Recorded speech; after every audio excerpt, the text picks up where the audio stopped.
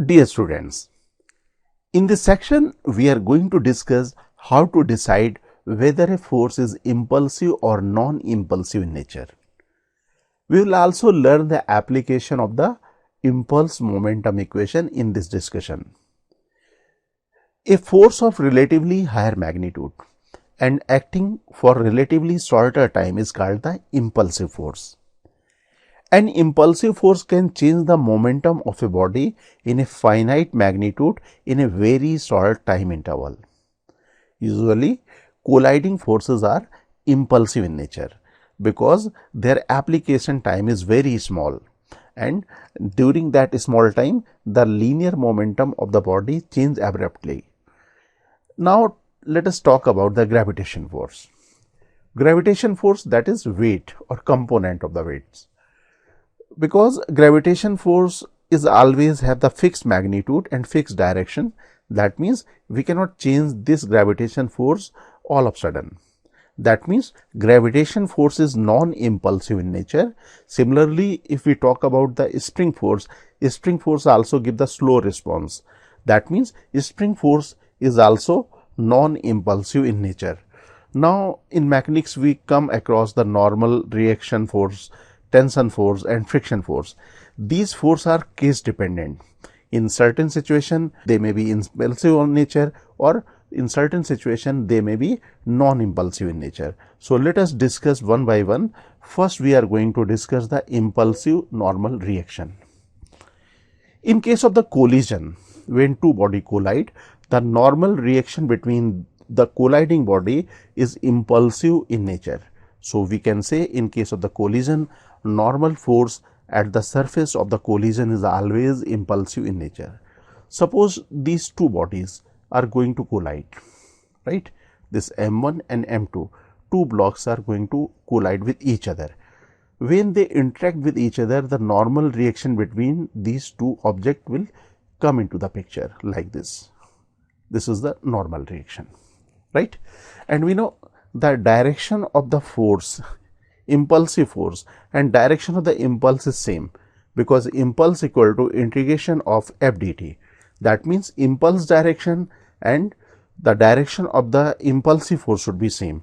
And in this case, as we discussed, the normal forces at the surface of collision is always impulsive.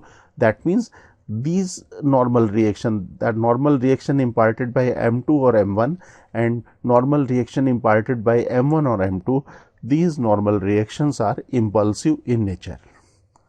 Now, there is also one more contact of this M1 with the ground and contact of M2 with the ground, like this normal reaction. This is the normal reaction applied by ground on the block, and this is the normal reaction applied by block on the ground. These normal reactions, similarly this normal reaction and this normal reaction, and here we can say the impulsive normal reaction is the horizontal direction. There is no component of the impulsive normal reaction in the vertical direction. That means these normal reaction should be non-impulsive in nature. Now, let us analyze one more situation. In this situation, you can observe two spheres are going to collide with each other. Sphere 1 is at rest and it is resting on the ground, and sphere 2 is moving in the vertical downward direction and collide with sphere 1. There will be the normal reaction between 1 and 2 and ground and 1. So, let us draw the normal reactions, this and this, right? Collision is happening on this surface, and we know in case of the collision, normal forces at the surface of the collision is always impulsive in nature.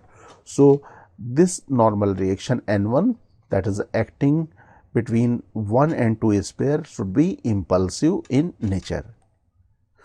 Now, we find, if we consider the free body diagram of the sphere 1, this normal reaction N1, that is applied by 2 on 1, is in the vertical downward direction. That means the normal reaction offered by ground on the sphere should also be impulsive in nature. That means this normal reaction should also impulsive in nature, right? Now, here we can say both normal reactions are impulsive. Now let us consider one more situation of the normal reaction. Here sphere 1 and 2 going to collide with each other, right? Both are moving on the smooth ground. The size of sphere 1 is greater than the size of sphere 2. Now collision occur. There will be the normal reaction between sphere 1 and 2, and between 1 and ground, and between 2 and ground, right? So let us draw the free body diagram showing the normal reactions, right? Now we can certainly say this normal reaction is going to be impulsive in nature, because normal force at the surface of the collision is always impulsive. So this normal reaction is impulsive in nature. Okay. Now if we consider the orientation or direction of this normal reaction, and if we make the component of the normal reaction, one component is horizontally leftward and other component will be vertically upward.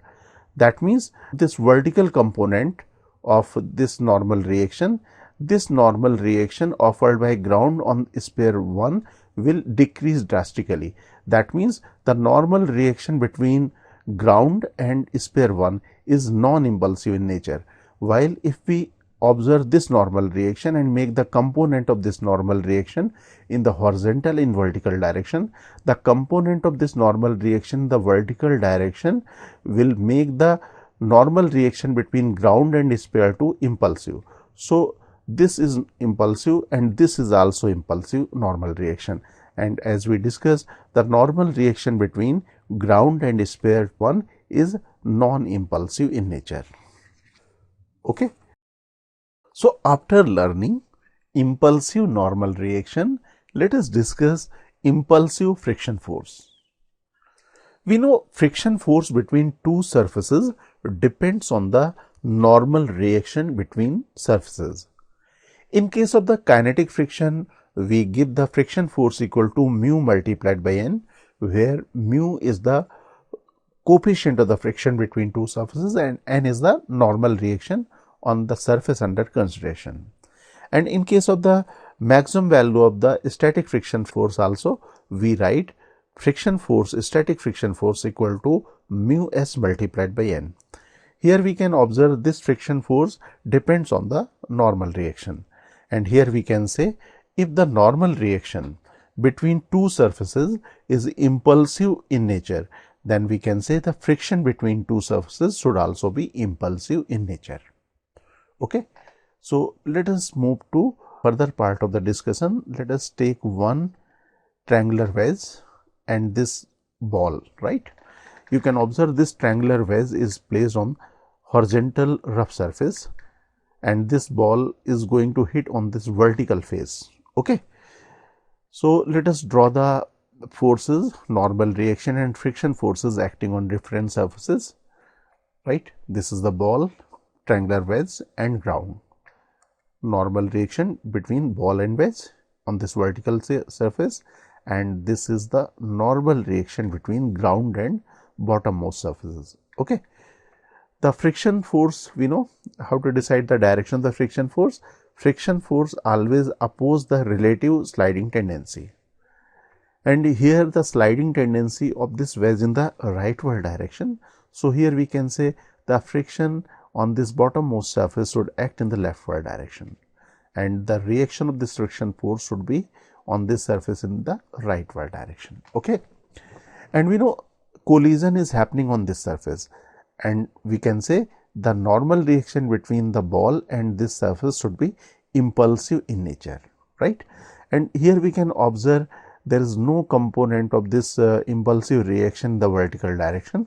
That means this normal reaction N2 that is offered by ground on this wedge or offered by wedge on the ground is non-impulsive in nature. That means friction should be non-impulsive in nature. Okay. So in this case, friction force between these two surfaces is non-impulsive in nature. Let us take one more situation. Here we can observe this ball is going to hit in this inclined surface, and this wedge is placed on the rough horizontal surface, right? So let us make the friction force and normal reaction in different surfaces. This is the ball and inclined surface. So this is the set of the normal reaction N1, and in the bottom surface and ground there will also be normal reaction. Okay. And regarding the direction of the friction force, we again repeat the same statement that friction always oppose the sliding tendency. And if we observe here, the sliding tendency of this wedge because of this set of the normal reaction is in the rightward direction. That means friction oppose the relative sliding tendency. That means friction force should act in the leftward direction on this surface, and here on this surface it should be in the rightward direction. And we can certainly say the normal reaction, the set of the normal reaction, this and this is always impulsive in nature because collision is happening on this surface.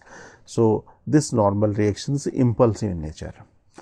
And if we make the component of this normal reaction the horizontal and vertical direction, horizontal component will be responsible for the motion of this wedge and vertical component will press with the huge force in the downward direction. That means the normal reaction offered by ground on this wedge should be in the upward direction, and this normal reaction should be all of a sudden will become very large. That means this normal reaction will be impulsive in nature. This is impulsive in nature. And if normal reactions is impulsive in nature, so here we can say this friction force should also be impulsive in nature. Okay. Now let us discuss impulsive tension force. When a string jerks, equal and opposite tension act suddenly at each end, and as a result equal and opposite impulses act on the bodies attached with the string and in the direction of the string. So let us take one situation. Here you can observe this bob is hanging vertically with this light string. Initially you can say the tension in the string is equal to weight of the bob, and weight of the bob, that is the gravitation force, is non-impulsive in nature. So tension is non-impulsive initially. Now what is happening? This particle is moving in the horizontal direction and hits this bob. The normal reaction between these two spheres, this bob and this particle, will be in the horizontal direction, and this normal reaction is impulsive in nature. And because this normal reaction is in horizontal direction, we cannot have any component of the normal reaction in the vertical direction.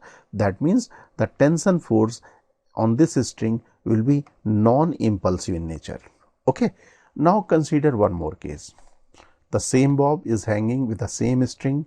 Initially tension is equal to weight of the bob, which is non-impulsive initially. Now what is happening? This particle or say a small sphere is going to hit this, right? The normal reaction between these two will be the impulsive in nature, and here we can observe the normal reaction acting on this bob will be like this. We can have the two component, one is the horizontal and other is the vertical component. This vertical component, the impulse will slack the string. That means the tension in the string momentary will be 0. That means the tension force in this string is again non-impulsive in nature. Now consider one more situation. The same bob, same string, initial tension is equal to the weight of the bob. Initial tension is non-impulsive as in case 1 and 2. And here this small sphere is going to collide with the bob like this, right? And here the normal reaction between these two spheres will be impulsive in nature, and normal reaction which is impulsive, that will act like this. This is the orientation of the normal reaction. If we make the component of this normal reaction, one is the horizontal, other is the vertical, you can observe this vertical component, vertical downward component of this normal reaction which is impulsive is also impulsive. That means the tension force in this string will be much greater than the weight of the bob. That means the tension force in this case is impulsive in nature. So up to this point we learn how to decide whether force is impulsive or non-impulsive in nature. Now we are going to take few selected illustrations, and through coming illustration we will learn the application of the impulse momentum equation. So let us move to illustration number 1. In illustration number 1 it is given a right angle wedge of mass capital M, base angle theta, resting over a smooth horizontal surface. A small ball of mass small m moving horizontally with velocity v0 collide with the wedge on the sloping surface. You can observe here this is a triangular wedge. It is placed on the smooth horizontal surface, and this ball, small ball, is moving in the leftward direction horizontally with velocity v0 and collide with the sloping surface. In the next part of the question, it is given, if after collision ball start moving in vertical direction. You can observe after collision the direction of the motion of this ball is in vertical direction, upward direction, vertical. And here we need to calculate number 1, impulse of the normal reaction applied by wedge on the ball, right. In the second part, we need to calculate the impulse of the normal reaction applied by ground on the wedge. In the third part, we need to calculate the velocity of the ball just after collision. In the fourth part, we need to calculate the velocity of the wedge just after collision. And in the fifth part, we are given, if the coefficient of the friction between ground and wedge is mu, then calculate the frictional impulse. Okay. But initial part of the question says there is no friction between ground and wedge, and in the fifth part it is especially mentioned the coefficient of friction between these two surfaces is mu, and here we need to calculate the frictional impulse. Okay. So, these 5 situations we need to analyze, and in the 3 situations, situation number 1, 2 and 5th, we need to calculate the impulse, and we know the impulse and impulsive force has the relationship as J equal to 0 to delta T F dt, right. And we know this is the impulsive force. That means the direction of the impulse should be same as the impulsive force. Okay. And for calculating the impulse, as we are asked in the question, we need to draw the impulse diagram. What is the impulse diagram? We can observe in this equation the direction of the impulse is same as the impulsive force. That means the impulsive diagram or impulse diagram will be same as the free body diagram as we drawn in the laws of motion. So, in the same pattern of the laws of motion, we will draw the free body diagram and we replace the force with the impulse. So, let us draw the impulse diagram of the situation given. We are given this wedge, triangular wedge. Let us consider the velocity of the wedge just after collision is capital V, and just after collision velocity of the ball which is moving in the vertical direction is small v. This is the initial velocity. Okay. And we know the normal reaction between the ball and wedge here should be impulsive in nature, and the impulse should be in the same direction as the normal reaction. So, we can draw the impulse acting on the ball applied by wedge and impulse applied by ball on the wedge like this. Say this is J1. Okay. This is the impulse, and we know impulsive forces also act like this. Okay. Now, this is the impulse imparted by ground on the wedge, because this impulse will have the component in the vertical direction. That means this normal reaction is also impulsive in nature. So, let us call this as J2, right. As we discussed, this is the impulse by wedge on the ball, and this is the impulse by ball on the wedge, and this is the component J1 sin theta and J1 cos theta. Because this angle is theta, this inclined surface is inclined and theta, that means any line which is perpendicular to the inclined surface will inclined at angle theta with the vertical. So, this angle should be theta. That is why we have written J1 cos theta in the vertical up direction and J1 sin theta in the horizontal rightward direction. And similarly, we can make the component. So, this component, vertical component should be equal to J1 cos theta here, and horizontal component in the leftward direction should be J1 sin theta, like this. Okay. And as we discussed, this impulse is provided by ground on the wedge. Okay. This is the x direction, this is our x direction, this is our y direction. That is rightward direction we have taken as positive direction, and upward direction is taken as a positive direction. Now what we can do, we can apply impulse momentum equation for this ball in the vertical direction. First let us take horizontal direction. We will first analyze the horizontal direction, then we will analyze the vertical direction. So let us analyze the motion of the ball in the horizontal direction. So let us write the impulse momentum equation in the horizontal direction, that is the x direction. Okay. So in the x direction, we can observe rightward direction as a positive direction and ball is moving in the leftward direction. That means the initial linear momentum of this ball is mv naught.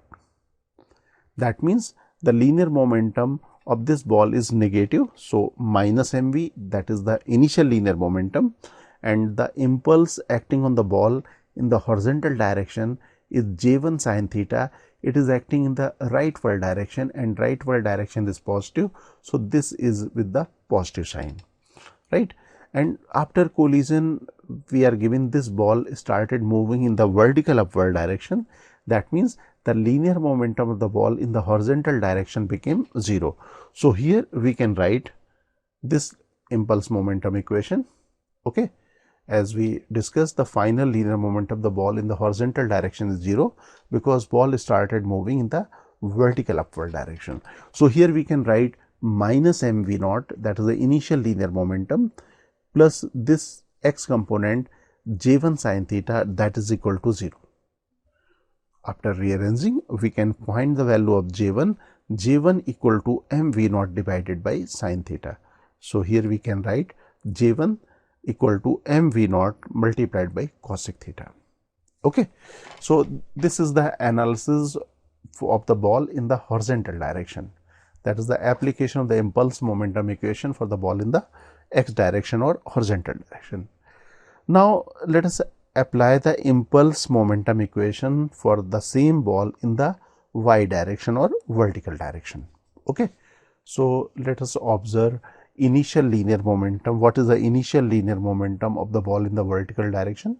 Ball is moving initially in the horizontal direction. That means initial linear momentum of the ball in the vertical direction equal to 0. Okay. And vertical component of the impulse is j1 cos theta and it is acting in the upward direction. That means it should be positive. And we have assumed we need to calculate this small v value. Here we have assumed the velocity of the ball after collision is v in the upward direction.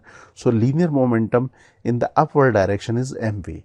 So here we can apply this impulse momentum equation. We can write this value as 0, this value equal to j1 cos theta, and this value equal to small m multiplied by v.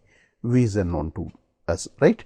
Now we can write small v equal to j1 cos theta divided by small m, and we have calculated the value of j1, right? This is equal to mv naught divided by sin theta. So we can substitute this value. M will get cancelled.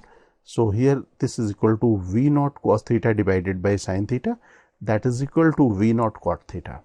So this is the velocity of the ball just after collision, right, which is moving in the upward direction. Now let us analyze wedge. Okay, and we know wedge is not moving in the vertical direction. That means let us observe the impulse diagram of this wedge. And as we know, this is not moving in the vertical direction. That means in vertical direction, impulses should balance each other. In vertical direction, downward direction, impulse imparted by ball on the wedge is j1 cos theta. It is in the downward direction, and this is j2 is the impulse imparted by ground on the wedge. It is in the upward direction. Okay. So here we can write j2 equal to j1 cos theta, right? So this is the equation. Now we know the value of j1 equal to mv naught divided by sin theta. Here we can write here mv naught cos theta divided by sin theta. That means mv naught cot theta. So this is the value of j2. j2 is the impulse imparted by ground on the wedge. Okay. Now let us analyze the wedge in the horizontal direction, right? And we know just after collision, the wedge started moving toward the left. So let us apply the impulse momentum equation in the horizontal direction. Okay. Here we can write P initial plus impulse vector equal to P final. And now we are analyzing the horizontal direction. So we can write here P initial x plus J1 x, right, equal to P final x. And here we know this wedge was initially at rest. That means initial linear momentum of the wedge equal to 0. And here this impulse J1 cos theta, which is acting in the leftward direction, and we have taken rightward direction as positive. So this should be substituted with the negative sign. Okay, this J1x, and P final equal to capital M multiplied by V, the linear momentum of this wedge in the leftward direction. So it should also be substituted with the negative sign. Okay, now we can simplify this expression. We can write capital V equal to J1 sin theta divided by capital M. J1 value we have calculated, that is equal to mv naught divided by sin theta. So here we can rearrange this expression. Sin theta and sin theta will get cancelled, and this is equal to mv naught divided by capital M. Okay, so we got the velocity of the wedge just after collision. Now let us move to the last part of the question. What is the last part of the question? If the coefficient of the friction between ground and wedge is mu, right, then calculate the frictional impulse. So let us analyze the last part. This is the impulse diagram, and here we can observe this J2 is impulsive in nature, right? And we know if normal reaction is impulsive in nature, friction force is also impulsive in nature. So this frictional impulse should also impulsive in nature, right? And let us draw the direction of the frictional impulse. The direction of the frictional impulse should be in the direction of the friction force, which is impulsive. And we know the motion tendency or sliding tendency of the wedge in the leftward direction. That means the frictional impulse should act in the rightward direction. And this frictional force, we have written the friction force here, but it is the frictional impulse. So here we can write frictional impulse equal to mu multiplied by J2, because we write the friction force equal to mu multiplied by N. So frictional impulse here we should write with the expression J friction equal to mu multiplied by impulse between the surface, that is equal to J2. So J2 value we have calculated. This is the value of J2, m v naught cot theta. So let us substitute the value. So this is the frictional impulse between the ground and wedge. Now let us move to next illustration.